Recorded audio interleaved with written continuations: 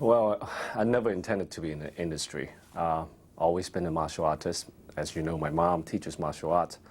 So ever since I was a little kid, I was exposed to the whole world of martial arts.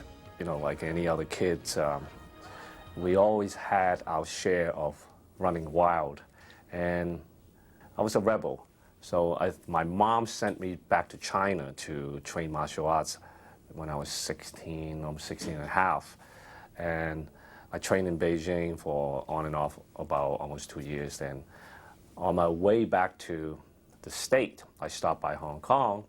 And during that time, the Steven Spielberg of Hong Kong martial arts films, Yuen Ping at the time, he was looking for a new talent.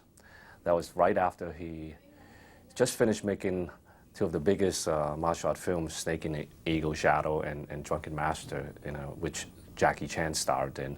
And obviously, those two films made him superstardom.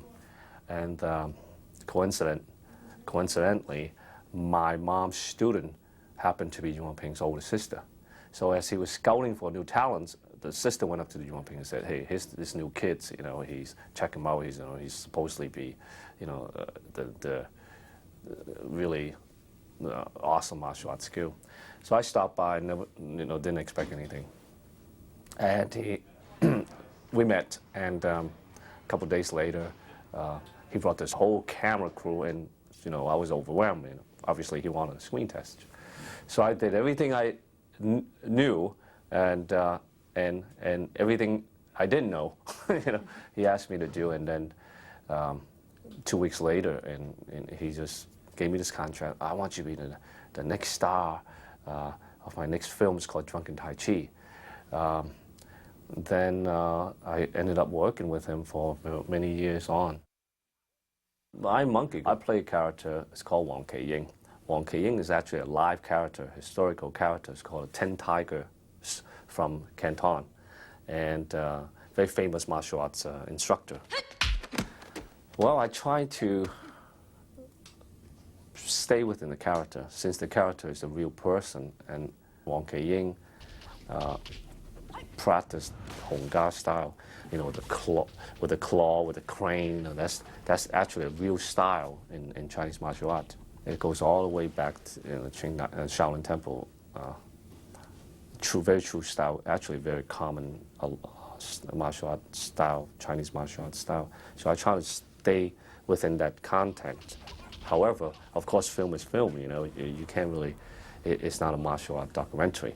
So I remember talking to Yuen Ping, and I asked him that I would like to have this character do Hong Ga. And then I remember he said to me, "Well, isn't that a little outdated? Because back in the Shaw Brothers times, many of these films were made." And I said, "Well, it's really dependent on how we can repackage it and change the pace a little bit and make it a little different." He would always look at the situation like perhaps you're holding a pen or something. He said, "Can we do something with the pen?" You see what I'm saying with that extreme? So that's why when you watch this film, there's so many things going on all the time. Either the character is playing with the umbrella or a chopstick, or with a chair, or with the rice bowl. He always spent a lot of imagination on props and situations. Ironically, he's not a martial artist, but because his enormous experience working with so many top-notch martial artists throughout many of his films, he has sort of like sucked in all the knowledge into his whole library. The Hong Kong industry, first, is quite small, especially among the whole Hong Kong action circle. It was very competitive back then. It was between a group of people versus another group of people.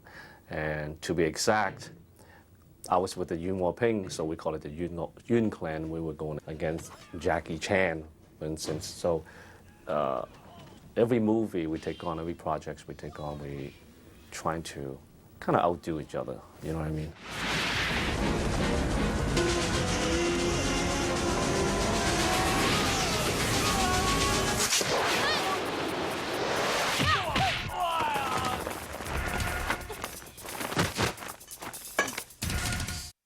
Well, for myself, my favorite scenes in Iron Monkey, I think probably the shadow kick scenes. That's probably my favorite scenes because if you look at the choreography, the rhythm of that whole scene was staged beautifully.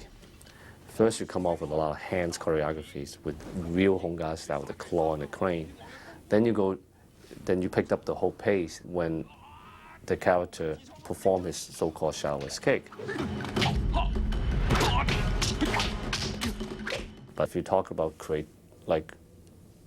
dramatic and acrobatic and creativities, of course, the ending scene with the fire, with the pole, the thrills and the risk of having a couple characters fighting on top of the poles.